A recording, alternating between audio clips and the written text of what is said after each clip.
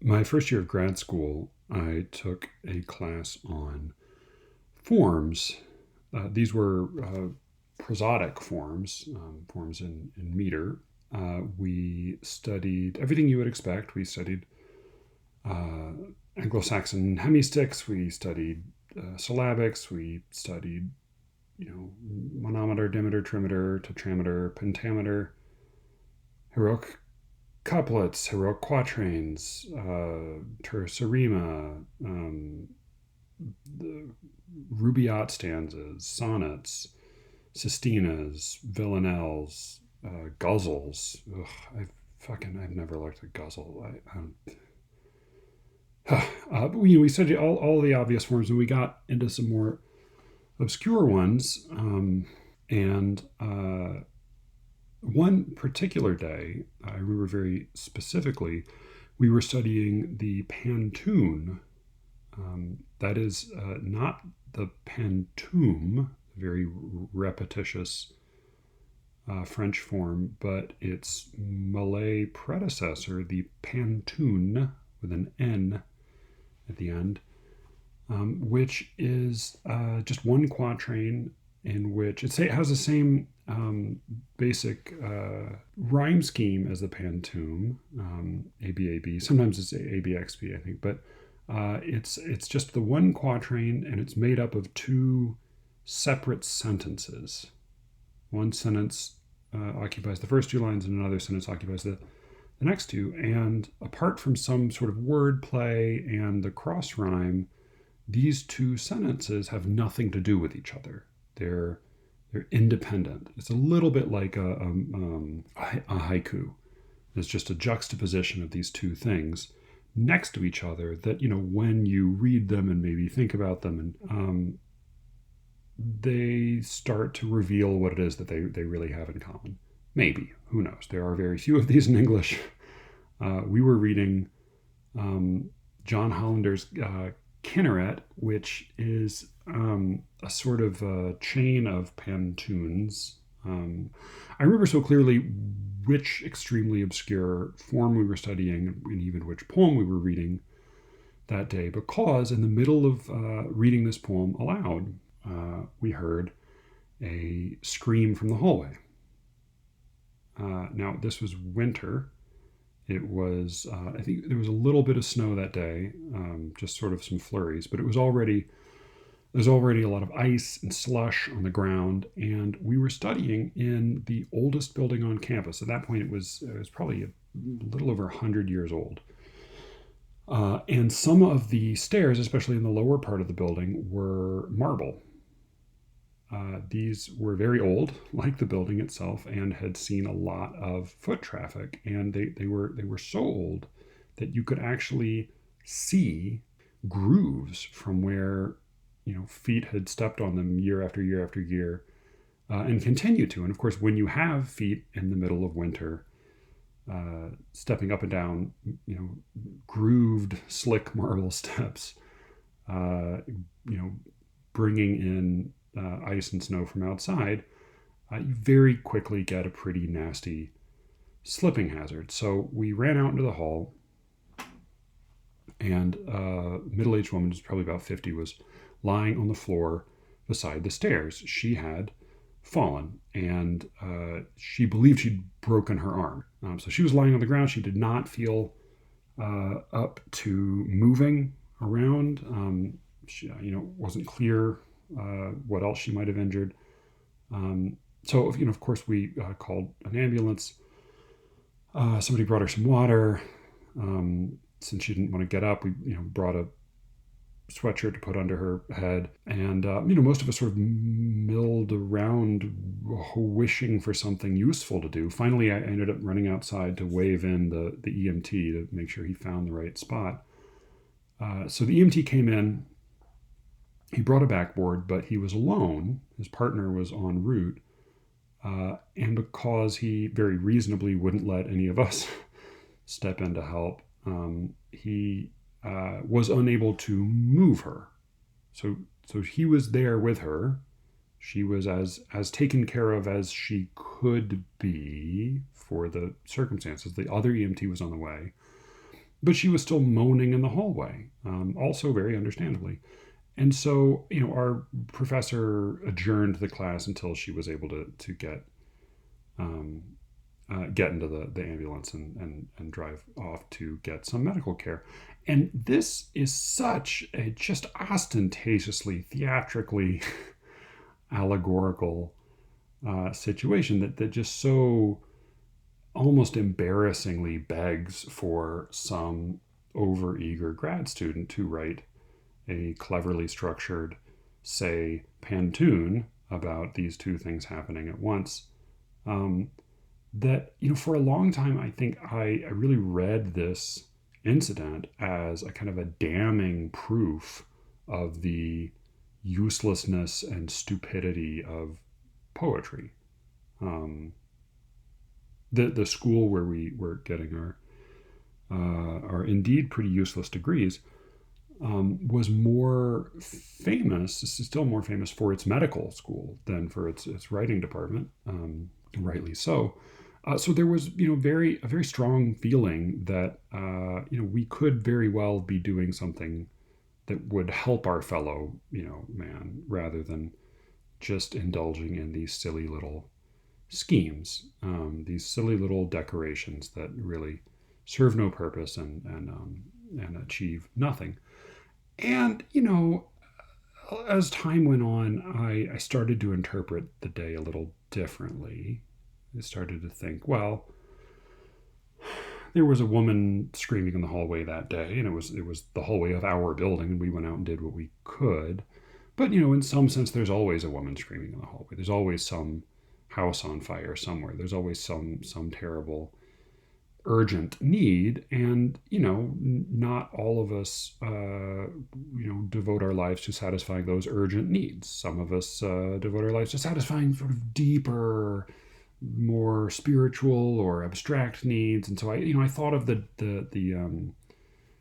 image of the woman interrupting the poetry class with this urgent physical need as a kind of a model of these two kinds of human needs and these two kinds of labor to satisfy those needs. And it's really been more recently, as I look back on this odd little memory, this poor suffering woman, and this question of the virtue or deficiency of poetry, and it's really, as I said, it's only recently that it's begun to occur to me that this day and this event that I remember so clearly had fucking nothing at all to do with poetry. It had nothing to do with poetry. What it really had to do with was, what the fuck was the school doing, leaving these slick marble stairs with these grooves dug in them over the years to fill up with ice and slush throughout the winter, when it was the most predictable thing in the world that somebody was going to slip and fall and fucking break her arm? Why didn't the school do something about these steps? This is a story about steps and administrative negligence. This is not a story about poetry. I think that if we were taking a French pastry class or a blues guitar class or a documentary filmmaking class, we wouldn't say to ourselves, oh, well, we our pan au chocolat is really failing to satisfy the moral demands of our intellectual gifts. We would say, well, this is terrible. And we would do exactly what we did, call a fucking ambulance. And then we would say, well, where the fuck was the school? And so, today, when I think about that poor woman, I hope she got some very strong drugs at the hospital. I hope she made a full recovery. I hope she got herself a very good lawyer. And I kind of hope she took the school to the fucking cleaners.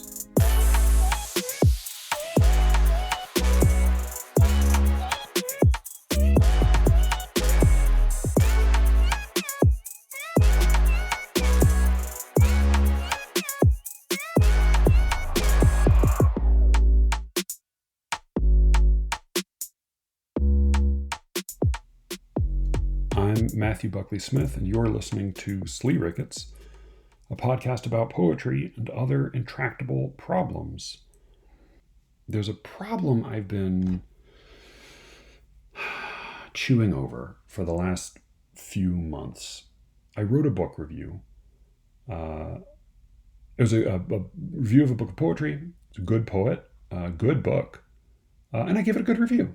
I just had one qualm, and I did my best to address it in the review, and I don't think it was, I don't think I quite got it just perfect. So I've still been thinking about it. And so the way I put my my objection in the review was to say that there were a number of poems in the book that conveyed or expressed a misanthropic feeling, which is what you would expect from any respectable malediction, as we talked about a couple weeks ago. This is a common kind of human feeling and a perfectly acceptable and often very juicy subject for a lyric poem, to help other people feel what it feels like when you have that kind of rage or fury or sorrow or resentment or whatever it is. So that's just fine. That's why I have no objections to maledictions. But then other poems in this book seemed to they did something slightly different. And the way I put it in the review is they asserted a misanthropic belief. And that was about as far as I could get in figuring out what I thought about this. I think I said it sours a little bit when I read that. It's one thing to say this particular person is horrible and I really dislike her. It's another thing to say like this kind of person is sort of objectively awful. But as I said, it was a clumsy, only sort of fuzzily articulated objection, and I couldn't get much further than that. And I don't want to make a big to do about it, because I think it was a very good book and a very good poet. But that was the sort of problem that I had. And in thinking about it since then, I've come to suspect that what really bothered me was not even so much that the poems were asserting a belief I disagreed with, or a belief that I found sort of to be derogatory or belittling of a group. It was more that it was asserting a belief at all, I guess. And this is really this problem that I have, and that I have long had and have never fully figured out about morals, art and morals. And, part of my objection to art that teaches a lesson is that it's square and boring and small in contrast to some of the other possibilities. But the other objection is that it almost without fail doesn't actually teach the lesson. My daughter is just now encountering this for the first time. She was watching a Christmas movie the other day. I have no fucking idea why. She was watching a Christmas movie the other day, and she said, when it was over, she said, "Oh, Daddy, this movie teaches you that Christmas is not about presents. It's really about being with the people that you love." And I bit my tongue a little bit and tried to figure out the least insufferable way to answer that. I think I praised her articulateness, and then asked something like, so before you saw this movie, did you think Christmas was about presents?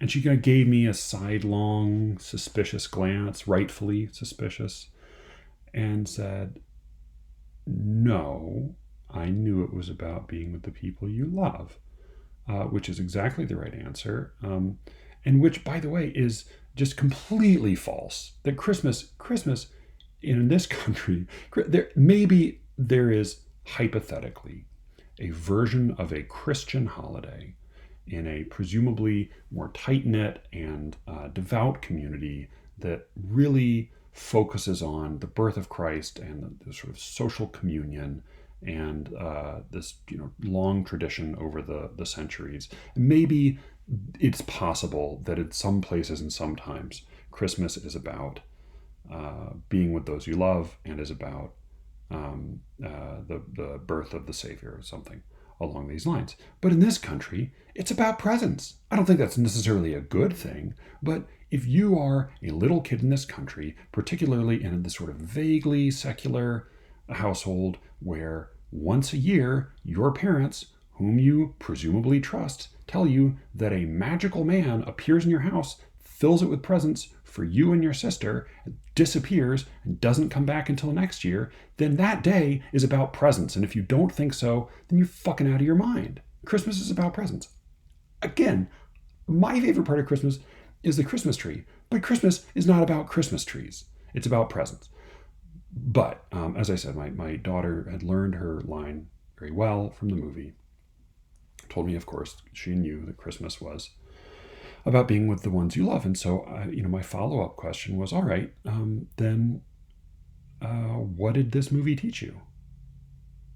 If you already knew that Christmas is about being with the ones you love, then what did it teach you? And of course, it didn't teach her a goddamn thing.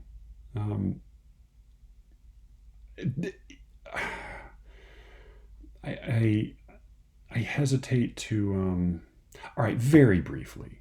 I have this sort of unified field theory of Hollywood movies, of Hollywood, the messages embedded in Hollywood movies, and the perennial message that you shouldn't work so hard, but you should also follow your dreams. You should not worry about material things, but you should dream big and reach for the stars and escape from your small town and believe in yourself and not get caught up in money, not get caught up in prestige, but just do what you love.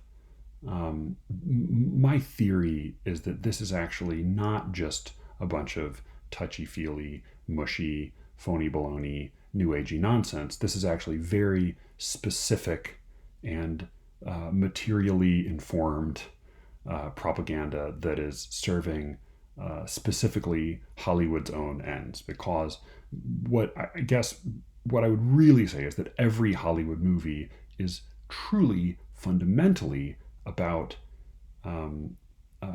how everybody should go, especially ambitious young people, creative young people, attractive young people, should go and work with no expectation of any kind of material remuneration for the entertainment industry, and devote their lives to it in hopes of eventually being selected by the powers that be. The reason that the United States, the pop culture in the United States dominates the world is that our pop culture has a bigger and fatter subsidy than the pop culture of any other country in the world. And that subsidy is not a government subsidy. It's a subsidy of scores of millions of young people working for free to be able to get just the opportunity to offer their services at, for peanuts to the entertainment industry. That's my brief spiel on Hollywood. But when it comes to Christmas, no, the movie doesn't teach your 7-year-old anything about Christmas. And, I have a sort of a similar feeling about conversations I used to have with my English major friends who were very fond of pointing out to me things like, you know, in The Road Not Taken, Frost isn't really saying that he's glad he took the road less traveled. He's really saying almost the opposite of that. You know, in Mendingwall, he's not really saying good fences make good neighbors. He's really saying good fences make bad neighbors. And Oda and Grecian Urn, Keats isn't really saying truth is beauty, beauty is truth. He's saying the opposite of that. In On Arundel Tomb, Larkin is not really saying what will survive of us is love. He's saying you'd have to be a fool to understand that, but maybe to believe that, but maybe you're an understandable fool. In Pierre Menard, Borges, they probably didn't read Pierre Menard. I think it was a Complet major who gave me the spiel on Pierre Menard. But he said, you know, in Pierre Menard, au contraire, Matthew, in Pierre Menard, author of the Quixote, Borges is not really saying that Pierre Menard's fictitious verbatim reproduction of Don Quixote is actually infinitely richer than Cervantes' original. What he's actually saying is that you know the kind of person who would say this is a postmodern fuckfool. In Hamlet, Shakespeare isn't really saying neither a borrower nor a lender be. He's saying Polonius, you know, all of this is not good advice. It's actually bad advice because Polonius is a fool and a hypocrite. And so on and so on. And it's not that I think those are all wrong opinions. It's just that reading those works, I sort of came away feeling equally uncomfortable either with the unconsidered face value interpretation. Oh, beauty is truth, truth is beauty. I felt equally uncomfortable with that and with the contrarian informed English major interpretation. And, partly it's about this problem of art just not being very good at teaching lessons. Even Horace, who tells us in the Ars Poetica that poetry should delight and instruct, even Horace tends not very often actually to instruct us very much. I mean, mostly he has lessons for us. He has mottos for us. You know, in say 111, in which he recommends that we seize the day or pluck the day, carpe diem. He gives that's an imperative. He gives us a command, a piece of advice, but it's hardly new. And as with all of his poems, you know, the actual wisdom is pretty shop-worn, and the effect, the power of the poem, as we saw with the Cleopatra poem even the other day, and the experience of sort of hearing this speaker. You know, in 111, it's a very quiet poem. It's not really much of a YOLO poem. The images are more about, you know, trimming your vines and kind of tending to this little plot of life that surrounds you, and not to make too many long-term wagers. But really, what's moving about the poem is listening to a friend attempt to offer some advice and consolation to somebody that he cares about in addressing a problem that has no real solution. So, you know, part of my problem with all of these questions of instruction or of morals is that I just don't think morals very often get taught in art, whether or not they should. But then the other part of it is that it's not just that the morals don't get taught, it's that something else is available there. You know, as with Freud, you know, I've only read 4 or 5 of his books, and I would say none of them has a moral that I would say, oh, definitely remember that. But listening to the way that he thinks, way that he writes, the way that he links ideas. And then these poems, The Road Not Taken, Mending Wall, Ode on a Grecian Urn, which is maybe my very favorite poem, On a Rundle Tomb. Pierre Menard's a short story, and Polonius' speech obviously appears in a play. It's a verse play. But Polonius is not, he is a fool, and he is a hypocrite. And he does give some bad advice, and he gives some self-contradictory advice. But he also gives some pretty good advice. Neither a borrower nor a lender be, for loan oft loses both itself and friend. That's pretty true.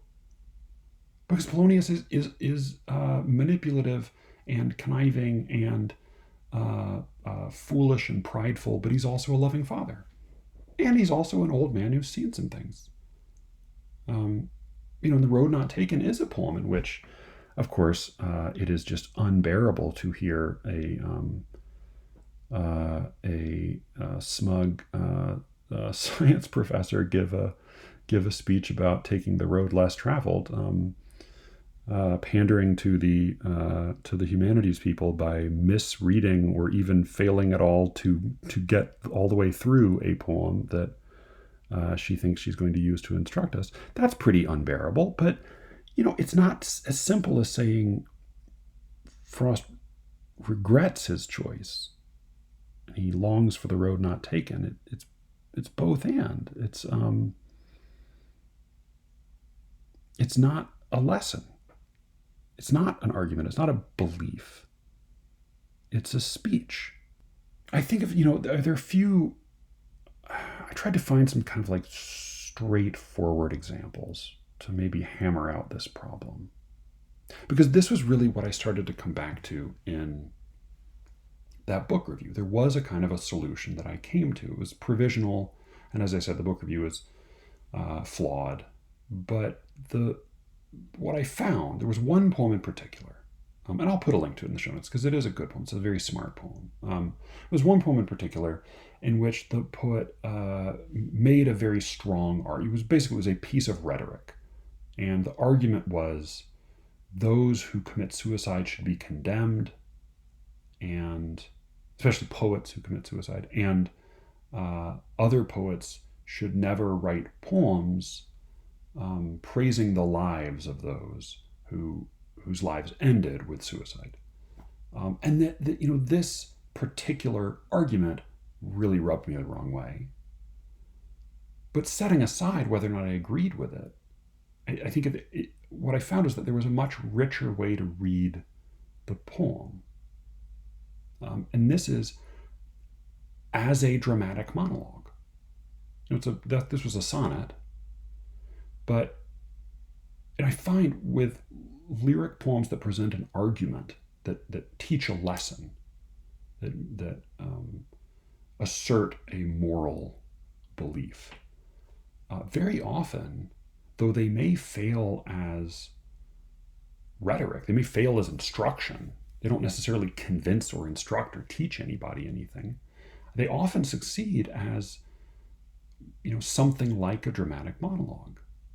Which is to say, if you put the whole thing in quotation marks, suddenly it rings out a little differently. When I didn't read this poem simply as the poet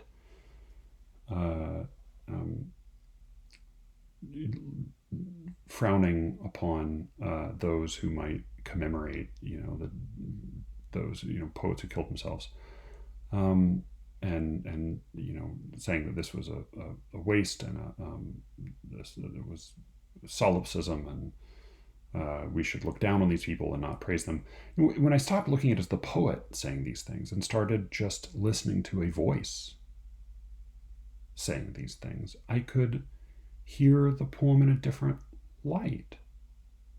Not that the argument was any more convincing, but that I stopped hearing so much the moral belief, and I started hearing the experience, the perspective of the speaker. I think one poem that when I was a kid, I was taught as a just absolutely straightforward statement an assertion of truth, is John Donne's Holy Sonnet number 10. I love Donne. His poems are often extremely complex and unified conceits. This is not. This is a poem it's hard to dismiss, but it's also hard to embrace, or I have found it hard to embrace until really recently, coming back to it in a different light. So this is Death Be Not Proud. I'll just read it very quickly through and then talk briefly about it. Holy Sonnet number 10 by John Donne. Death, be not proud, though some have called thee mighty and dreadful, for thou art not so. For those whom thou think'st thou dost overthrow, die not, poor Death, nor yet canst thou kill me. From rest and sleep, which but thy pictures be, much pleasure. Then from thee much more must flow, and soonest our best men with thee do go, rest of their bones and souls' delivery. Thou art slave to fate, chance, kings, and desperate men, and dost with poison, war, and sickness dwell. And poppy or charms can make us sleep as well, and better than thy stroke. Why swell'st thou then? One short sleep past, we wake eternally, and death shall be no more. Death, thou shalt die. Unlike, I'm recording another episode at the same time, and I actually talk a little bit in that one about his valediction forbidding mourning, and that is it contains a more thoroughly drawn out metaphor in it. This one is really a kind of a series of wild grasps at argument. Hey, Death, yeah, people think that you're a big deal, but I think you're not. And I think that even when you kill people, they don't really die. And because, hey, besides, when people are sleeping or just resting their eyes, they look like they're dead, but actually they're not. And so maybe, when we're sleeping, we enjoy that. So why should we be afraid of you? And also only the good die young. And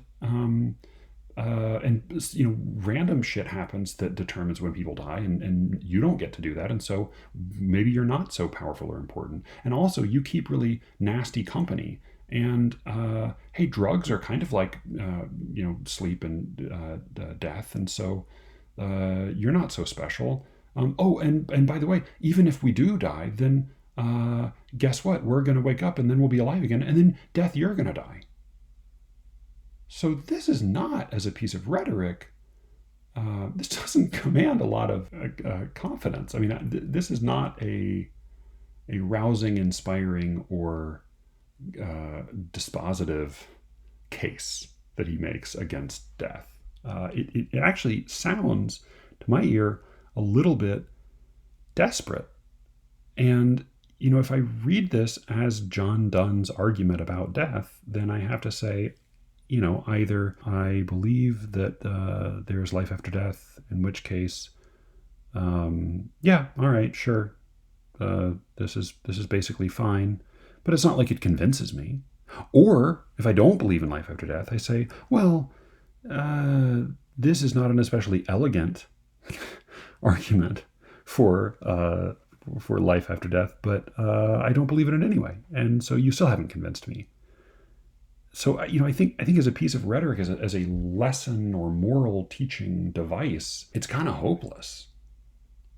But as a speech, if we imagine instead the person who feels the need to say these things, if he really fully believed in this, then there might not be such an itchy sense of urgency here. There might not be such a jittery willingness to leap from one strategy to another. I had a fever, and also my dog ate my homework, and also my car broke down. But listening to a man who, either because of his own fear of his own death, or fear of someone else's death, or fear or sorrow at a death that's already occurred, this speech is suddenly quite touching. it rings very true, not because the statements that it makes are true, but because it is the way people think and feel and speak. It has great fidelity, not to fact, but to feeling. Another poem that I was taught as just basically as the Rake's Progress as a kid was "We Real Cool." This is Gwendolyn Brooks, The Pool Players, 7 of the Golden Shovel. And this actually is a monologue. I mean, this is spoken in a collective voice, but this is spoken in the plural first person, and yet it tends to be taught as a kind of as a behavioral math equation. We real cool, we left school, we lurk late, we strike straight, we sing sin, we thin gin, we jazz June, we die soon. That "we die soon," I was taught as a kid when we read this in school, was simply the natural outcome of these bad choices that these bad boys made in skipping school and smoking cigarettes and drinking and playing pool instead of obeying their parents and doing their homework.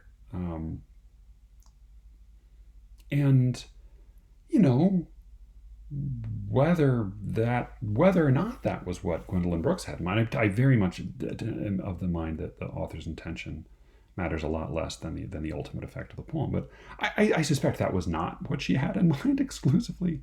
But whether it was or not, there's not a student in the world there's not a kid in the world who's going to learn anything from that except what my daughter learned, which is what you're supposed to say. Christmas is not about presents.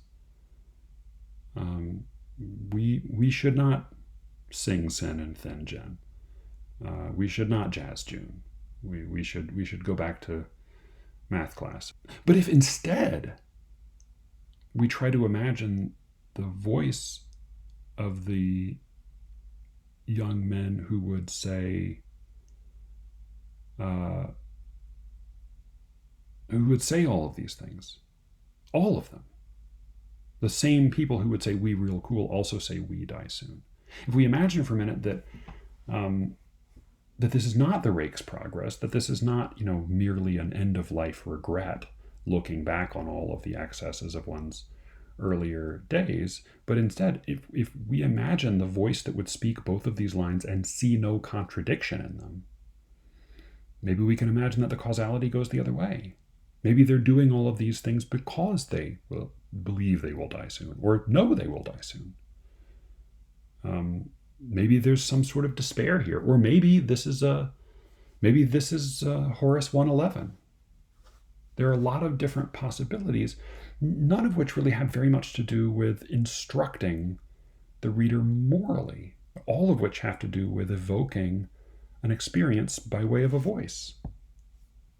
Even something like "To the Virgins to Make Much of Time," gather ye rosebuds while ye may, is far more interesting if you read it not as a very jaunty and cleverly constructed piece of advice to young women, but as a case made by a particular kind of speaker with his own interests and maybe his own regrets and his own insecurities. "That age is best which is the first, when youth and blood are warmer." That's a line that to me, when I hear that line, I never hear that line so much as a finger wagged at the young women, so much as I hear it as a reflection on the speaker's own life. It's a kind of a little moment of poignancy and recognition. And this is the same feeling I have about every time there's some argument about it has become fashionable to shit on the Giving Tree because the depiction of a mother who sacrifices literally her entire life for her son, who's just an apple picking, tree climbing, boat building piece of shit, who does not give two fucks about her, and just takes everything. And not only does he take everything from her, does he cut down her trunk, carry it away, but Not only does he not thank her, but it doesn't even make him happy. It doesn't even work, and this depiction of motherhood as this ultimate, absolute self-sacrifice that ends with this woman, its tree, reduced to a stump, but very proud in her ability to provide a stool to her decrepit and still absolutely worthless boy. So yeah, if the giving tree were telling you that that's what you should do, that what motherhood ought to be, that would be fucking horrible. That would be a terrible book. But it's not doing that at all. It's just saying this is what motherhood is like. It's just what it actually is like. And if you read that book, the last line of the book is, and the tree was happy. My fucking 3-year-old, when we finish reading the book, she loves that book. Every time we finish it, we get to the end of the book, I say, and the tree was happy, and she says, but not really, because she understands. I don't think, I think it's actually quite a wonderful children's book, the same way that Baby It's Cold Outside is a great Christmas song. It's a great Christmas song. Does it present what is pretty alarmingly a case of something that seems very much like date rape? Oh yeah, oh definitely. But again, it's not making a case for date rape. It's not saying this is how people ought to behave.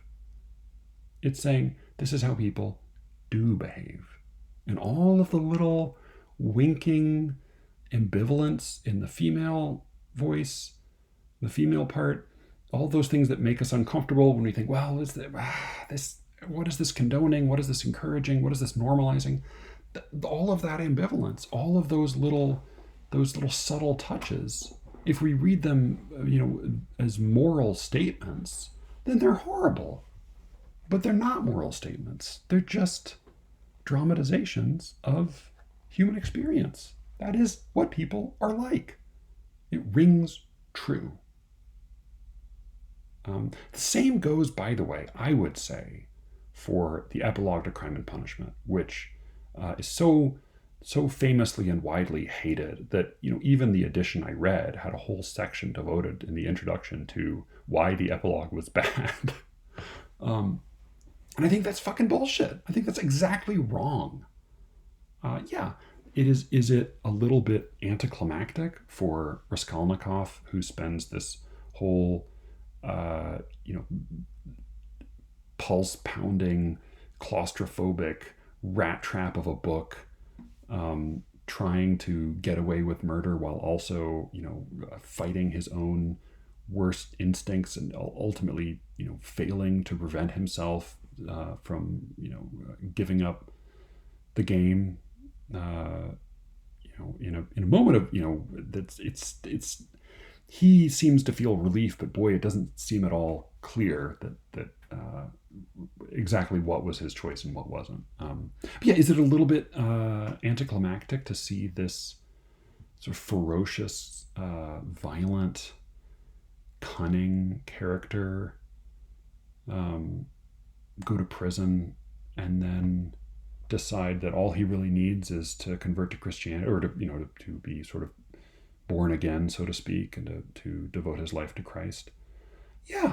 That's kind of anticlimactic. I don't think it's I can't say it's disappointing, because it's hard. I don't know what my expectations for Raskolnikov were as a character, but it's I don't think that the epilogue is a statement that this is what should happen. I think it's a depiction of what does happen. Somebody with Raskolnikov's paranoia, Raskolnikov's just leg-chewing introspection and inability to escape from his own mind. Somebody with his sense of duty and his desperate need for meaning in his life, to assert himself as being in some way relevant to existence, to the universe. That mind would absolutely become a devout Christian in prison. Why would he not? But again, it rings true. It rings true. So I was all set to sort of conclude this episode by saying, every poem is a dramatic monologue. Tell all the truth but tell it slant, by Emily Dickinson. McLeish's Ars Poetica, that I railed against in an earlier episode. Maybe I was wrong. Maybe that's really a dramatic monologue about a man sort of struggling to articulate his feelings about poetry. Dulceat Decorum Est, Wilfred Owen, September 1st, 1939. Do Not Go Gentle into That Good Night. I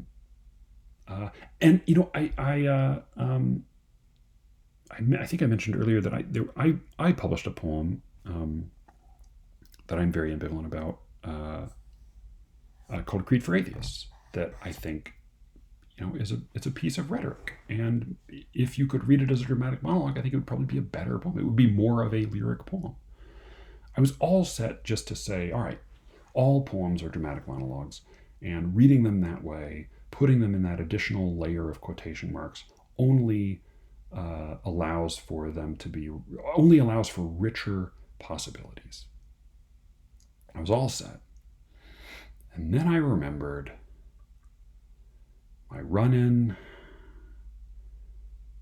Oh man, I have put off talking about this shit. There is this belief among, I think it's less in fashion now, but there was for a long time a belief that people who wrote in meter and rhyme were paleoconservative Neanderthals, were socially, politically odious right-wing fanatics. And that's not true. The overwhelming majority, as I've said before, the overwhelming majority of the formal poets I know are like all poets and artists, vaguely, often sort of lazily, but genuinely lefty, liberal, progressive, etc. But there is an extremely small portion of formal poets, of severely formal poets, who are not just paleoconservatives, not just extreme right-wing fanatics, but actual white supremacists and even neo-Nazis. So several years ago, I got a very nice handwritten cursive on stationery letter from a guy living up north, and it was a very thoughtful letter. He said he had read some poems of mine in a magazine and he admired them, and he invited me to send some poems to his magazine. So I looked up his magazine. It was a teeny tiny little thing. I could only find a few some table of contents with a handful of available poems online. It looked sort of dry and obscure, like a lot of formal magazines are. There were a handful of poets on there I recognized and admired from formal circles. I asked around a little bit, and my editor at the time said, "Oh well, he's a controversial figure, but you send him something or don't. It's up to you." I knew that he had some feuds with Quincy Lehr, who's a formal poet I knew a little bit. Personally, I've always known Quincy to be a lovely man and a fine poet. He's also, I think he would say, has in the past had a reputation as something of a pugilist online, and so the idea that he had gotten into a Facebook scuffle or two with this guy seemed not like especially salient information.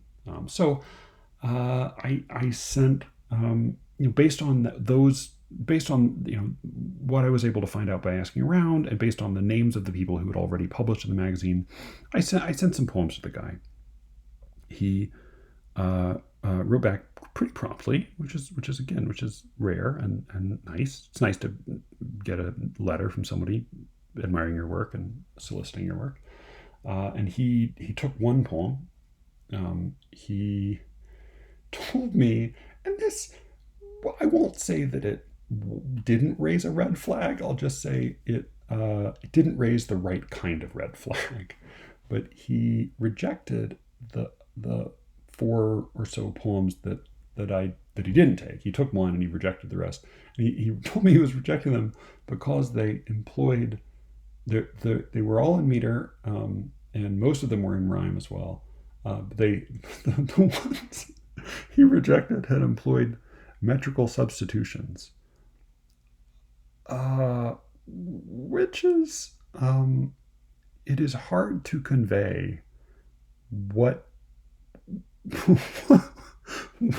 what would be what's comparable to metrical substitutions in this case. This is not like saying, your the sleeves of the pants that you hemmed were close, but they weren't exactly their same length. This isn't an inexactitude. This isn't a little sloppiness. This isn't, a lack of polish. There aren't metrical.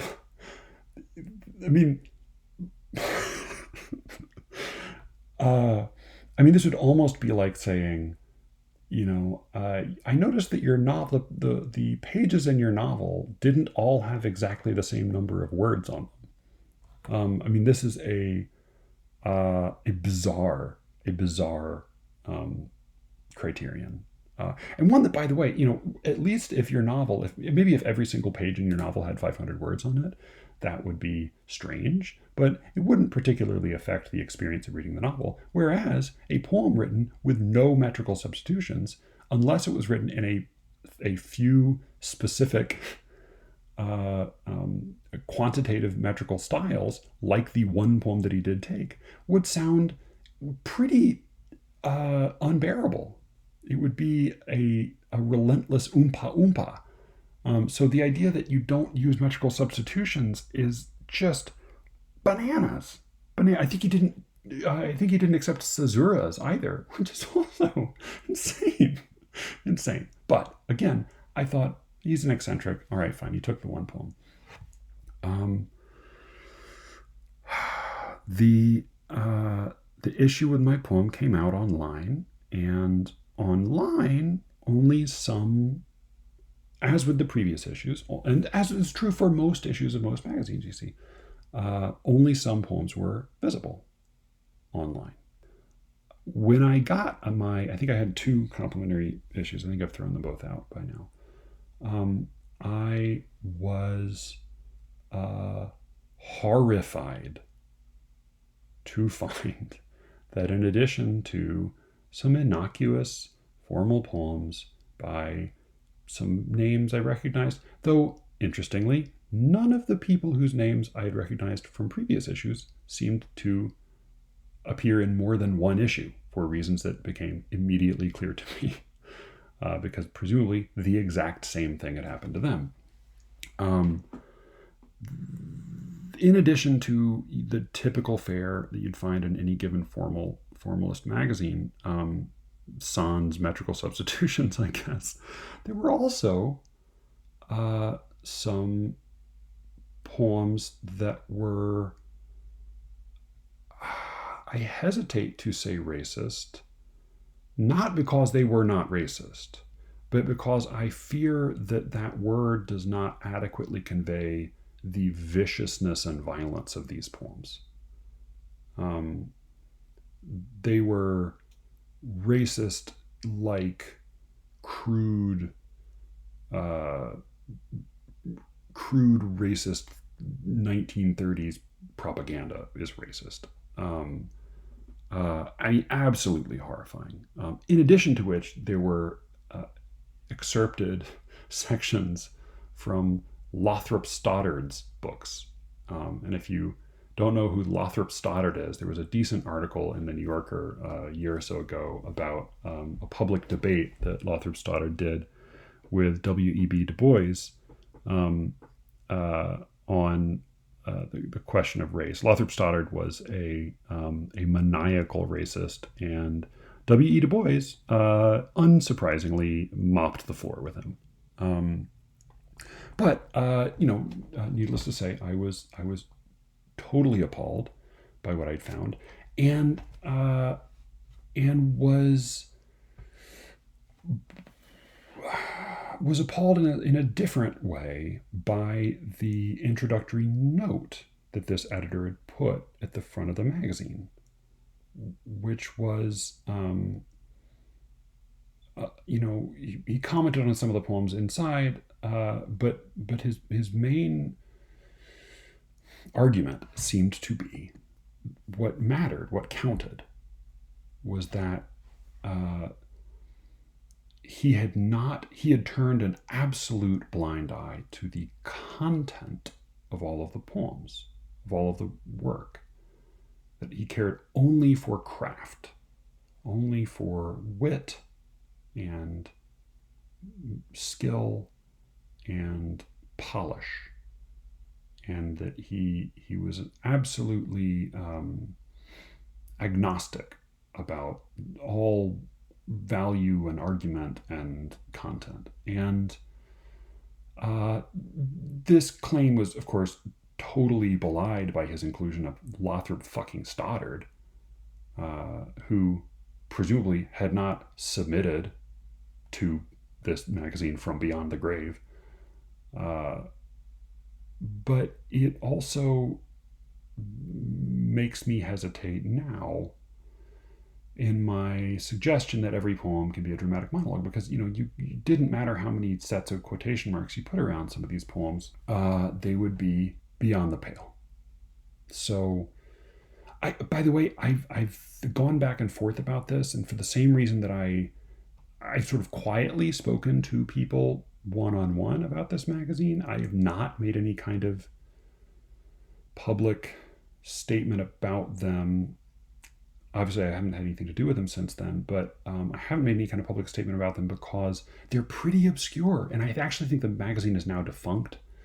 And the guy who runs it is very active online and seeks attention. So I think it's probably best to just to deprive that one of oxygen. But if you get a strange, very fancy handwritten solicitation letter from a magazine and you want to check with me about which one it is, feel free to write. But yeah, so that leaves me then ambivalent about my conclusion. I don't think that every poem can be a dramatic monologue. Maybe I just think that these magical quotation marks that I put around the poem in this book review, I put around my own poem in retrospect, I put around Holy Sonnet number 10 and various others, maybe I just think that's a potentially useful tool. And for now, I will leave it at that.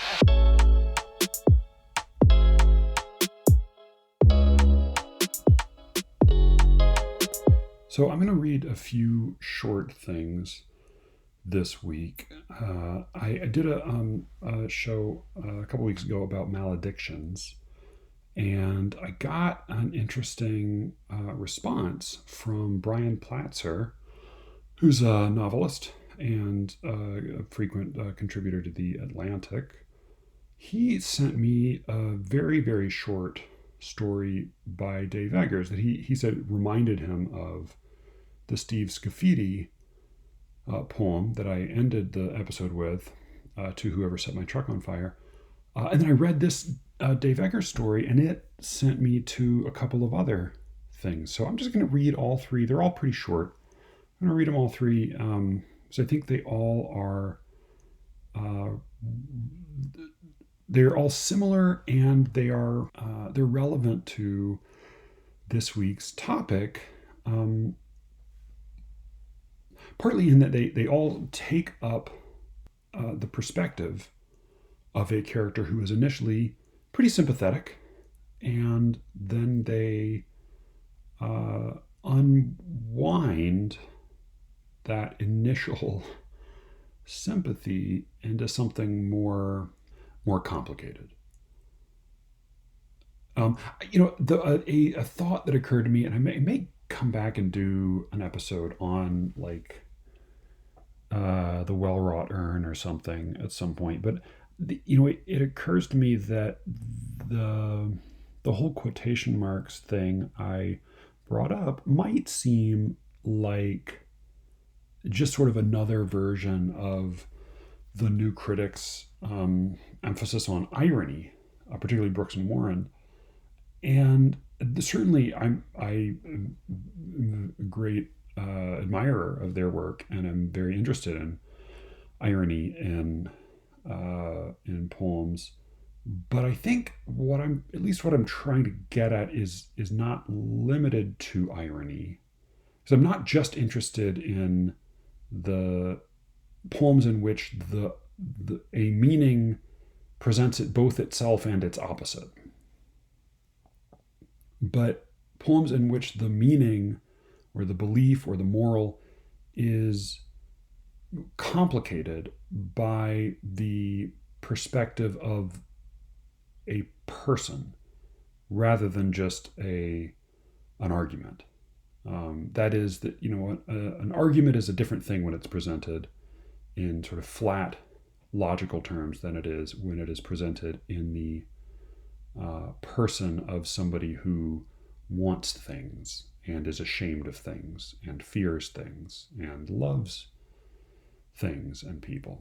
So, that said, I think all three of these certainly have a little bit of irony in them, but even more so reveal the difficulty of nailing down the right and the wrong of a given situation because of the complexity of character. I think of characters being a little bit like the sphere emerging into a plane of Euclidean geometry. It's impossible to have a triangle that consists entirely of right angles, except on a sphere. On a flat surface it's impossible, but on a sphere it's entirely possible. And that's, I think, a little bit how I think of character. So with that, I'm just going to start by quickly reading this. This is Dave Eggers. This ran originally in The Guardian on Friday the 18th of June in 2004. This is called Woman Waits, Seething, Blooming by Dave Eggers. She is a single mom and has no interest in any men but her son, who is 15 and has not called. It is 2:33 a.m. and he hasn't phoned since 5:40 that evening, when he said he'd be eating dinner out, and now she is watching Eliminate, drinking red wine spiked with gin, and is picturing hitting her only son with a golf club. She is picturing slapping him flat and hard across his face, and is thinking that the sound it would make would almost make up for her worry, her inability to sleep, the many hundreds of dire thoughts that have torched her mind these past hours. Where is he? She doesn't even know where he would go or with whom. He's a loner. He's an eccentric.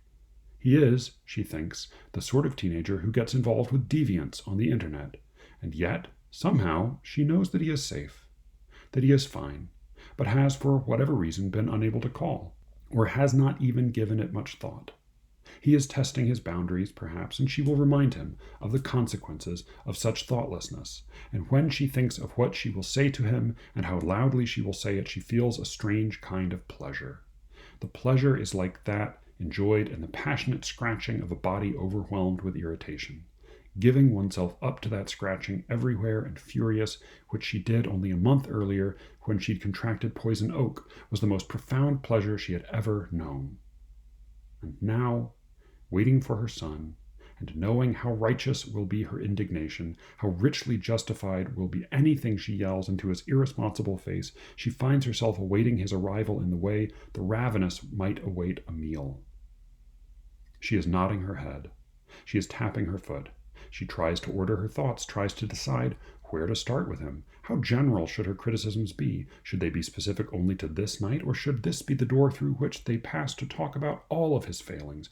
Oh, the possibilities! She will have license to go anywhere, to say anything. She pours more gin into her tumbler of Merlot, and when she looks up at 2:47, his headlights are drawing chalk across the front window. This will be good, she thinks. This will be so good. It will be florid, glorious. She will scratch and scratch. She runs to the door, for she simply can't wait for it to begin.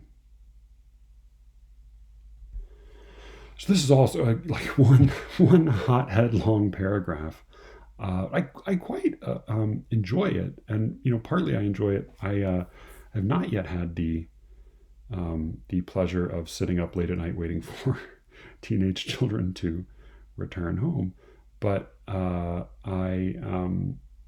can already anticipate the combination of emotions that I'm sure it will introduce to me. Part of what I like about this is that it's so full of these sort of odd and maybe Freudian sort of contradictions or projections. She's worried about him. Of course, she's angry because she's worried, and she's worried that something bad could happen, that he could be hurt. And in her worry, which she sort of simultaneous with her worry, is this insistent thought that, of course, he's not actually hurt, and that, in fact, she should be angry with him. And in a way, the anger sort of displaces that worry, so that her hurting him and choosing to do so and having control over it, even violently, horribly, replaces the actual threat that she imagines, as if to bring it under her control. And the comparison to scratching an itch, I think is again sort of wonderful, because it when she takes out her fury on her son, she will be scratching that itch. And this is, we return to that image at the end. She this will be good. She thinks this will be so good. It will be florid, glorious. She will scratch and scratch. The scratching. She will get to scratch her itch. But again, a scratch and an itch take place in the same body. And there's this sort of suggested wish that they were in the same body again, which of course they once were, that this is the flesh of her flesh. She even, we even get the metaphor that she finds herself awaiting his arrival in the way the ravenous might await a meal. She literally sort of imagines having him inside her again, as when she was pregnant. And of course did have total control over him. And then there's, I think, another kind of quite nice little transposition, or I'm not sure exactly how to think of it, but her son, who's 15, who's just now tasting freedom, and he's, we're told that she realizes that he's testing boundaries. He's sort of feeling out the edges of his newly discovered freedom as a 15-year-old. And of course, it's when he comes home, when that freedom closes again and he kind of enters back into her orbit, into her control, that she feels the freedom. She feels like she's the 15-year-old. In fact, Eggers even uses the word, she will have license to go anywhere, to say anything. The possibilities. It almost, she's running to the door as if she's the teenager getting to go out into the world to be free and have fun. And the language of the end, she runs to the door, for she simply can't wait for it to begin. It has that kind of impatient, juvenile excitement to it. So all that rage and love and worry and jealousy and nostalgia all intersects in this one really intense and powerful and complex emotion. I just think it's a really well-turned little tiny story. It reminded me of another story about parents and punishment, but a little bit of a sadder one, though it's in a story that actually ultimately has a benedictory ending. The story is called Into Night, And it's probably my favorite story from the collection, The Kind of Light That Shines on Texas. It's a short story collection by Reginald McKnight. He's years and years ago, I took one class with him in college, but he is a really formally weird writer. I mean, like he writes mostly stories and some novels, but it is sort of, it's impossible ever to know, even like halfway through or 3/4 of the way through one of his stories, it's impossible to know what the rules are, just like what the rules for reality are. And it means that one feels really off kilter. Sometimes it can be a little bit corny or flat, but then I think when it works, it's pretty extraordinary.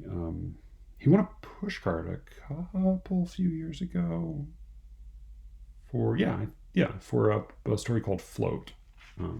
Let's go. I'll see if I can find a link for it. But yeah, this is in a story. Is the narrator is a grandmother, a woman, older woman who's staying. So she's living with her daughter and her daughter's husband and her daughter's 2 children. And her favorite of the 2 is this little boy that she calls Sandman. His middle name is Sanders.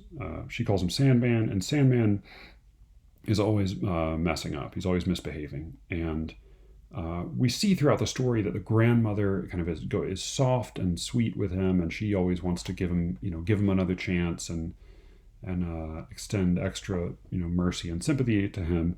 And the daughter, Pauline, is really, really hard on him. Really kind of, I think reading the story, at least my feelings were very much with the grandmother up through this part of the story, at least.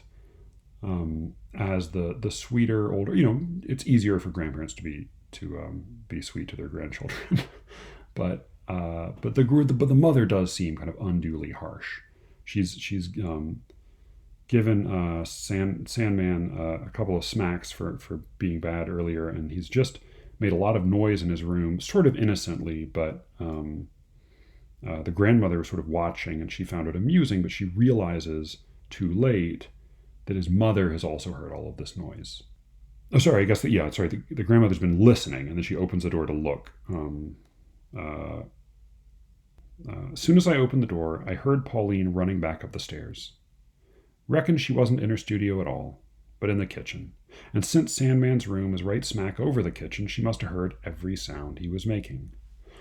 Well, she pushed right on past me without so much as a how-do and slammed the door shut, and I heard whap, whap, and it started up all over again.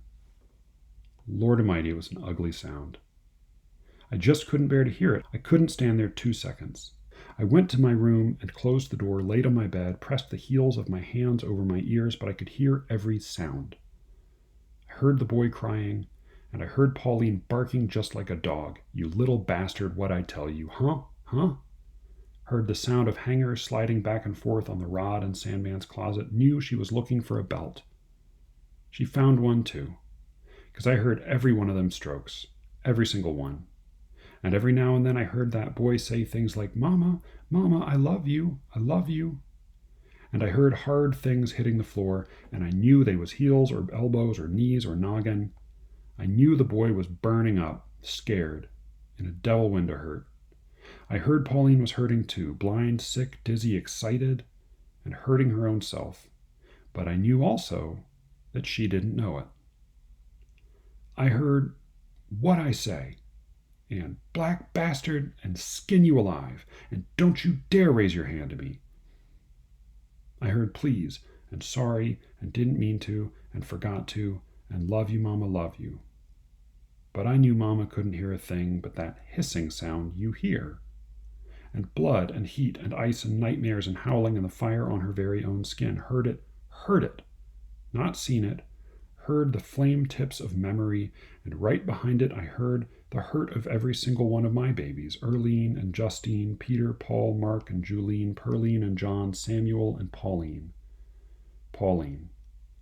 I heard my hands on Pauline, my leather on Pauline, switchcord, ruler, hanger, towel, wet and heavy, and I heard me too, my own screams, and my brothers and sisters, my mama, papa, aunts and uncles, and on back, all that sickening, hissing fire. heard it quivering in my belly and balling up in my throat and on back and on back. I put my pillow over my head and heard my tears soak into it.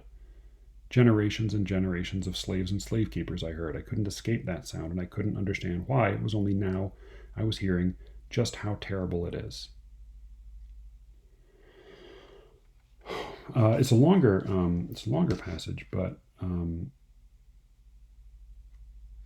it really turns the story, because we've been listening to the grandmother, who I don't think is named in the story. We've been listening to her interpret Pauline's behavior and judge Pauline and break down kind of at a granular level all of Pauline's responses to the boy. And she, she's not an especially judgmental grandmother. She's not like the grandmother in Good Man is Hard to Find. She's not outwardly critical, but we hear in her observations a really keen sense of Pauline's cruelty, as well as Pauline's exhilaration in that moment of being sort of justified violence. And this is, of course, the moment when we see all of that put into its full context. And that, I think, and this is a story, I think, that McKnight uses his always shifting sense of the rules of reality to good effect. That hissing sound comes back later on, and in a moment that, as I said, it's a benedictory moment. In playing with magical realism, and sci-fi sort of fantasy stuff, my rule to myself has always been, you can have supernatural events occur. They just can't, and they can be meaningful and they can affect the characters, but the supernatural can't fix anyone's problems. And at least in what I've read of his work, I think that holds pretty true for McKnight. So I'm going to read one more shorter piece.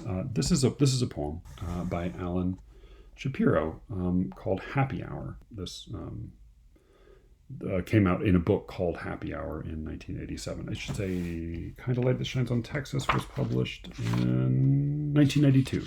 Okay. So Happy Hour from the book Happy Hour, published in 1987. Here we are, by Alan Shapiro. The gregarious dark is shifting when she puts her second drink, the free one, half on the coaster. The tipped wine poised at the brim is the beginning of the bad girl she'll promise never to be again tomorrow, who can taunt him now to prove he doesn't love her and never could. Her hand slides up his thigh until he tenses. My little prig, don't you want to fuck me? The bad girl she couldn't be at home, his wife on ice. All he can do is smile back, as though she's made a harmless, good-natured joke, and struggle not to look around to see who's heard, who's watching. He wants to smash the wine glass in her face, so he can know for once exactly what he's done wrong. But he places it instead back safely on the coaster, quickly before she sees.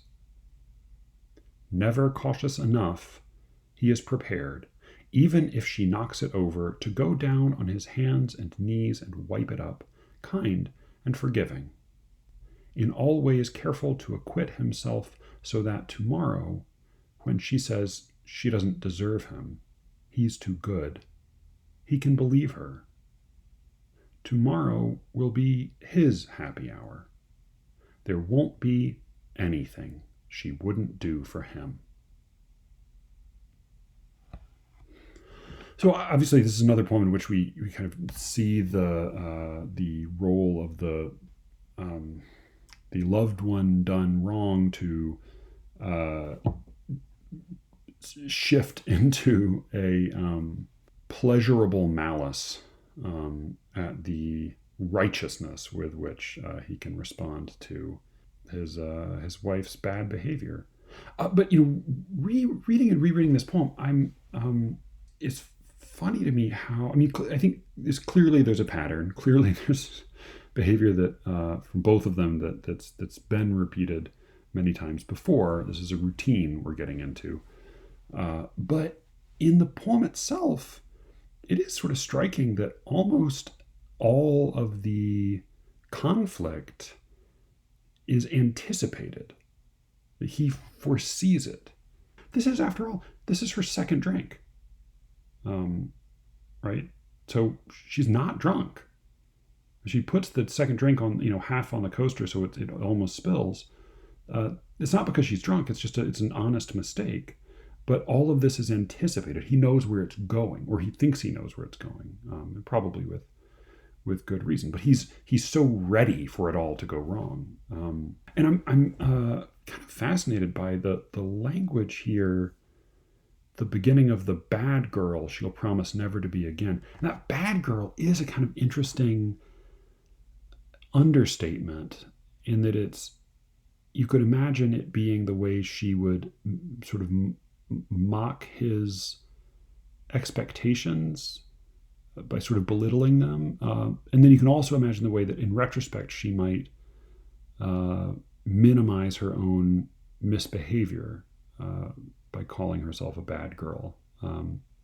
But then we hear, the next time the phrase comes up, bad girl, my little prig, don't you want to fuck me?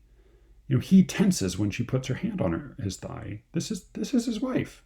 There is some, it seems, maybe she is going to be very bad, but this doesn't seem to be bad so far. She responds with some real bite and hostility. But then we hear that this is the bad girl. She couldn't be at home. His wife on ice. And there, despite, the on ice suggesting, again, a drink, as well as maybe a cadaver, my question is, well, wait, why couldn't she be that bad girl? I mean, if by bad girl that means like to have sex with her husband, well, then why couldn't she be that at home? What is it that about their marriage that makes this hard? That has brought them out into public to have this little scene. All he can do is smile back as though she's made a harmless, good-natured joke. And there again, I think we see sort of both sides, both his. One might think it is a relatively harmless little joke, and that he's reading more into it than he might need to. But we can also imagine that these are the kinds of pseudo-playful, ways of speaking that actually really abusive and horrible partners often employ. So that both things could be true. Maybe this is not at all a harmless joke, but she knows how to make it seem that way, and maybe he's reading more into it than he should. He is certainly primed.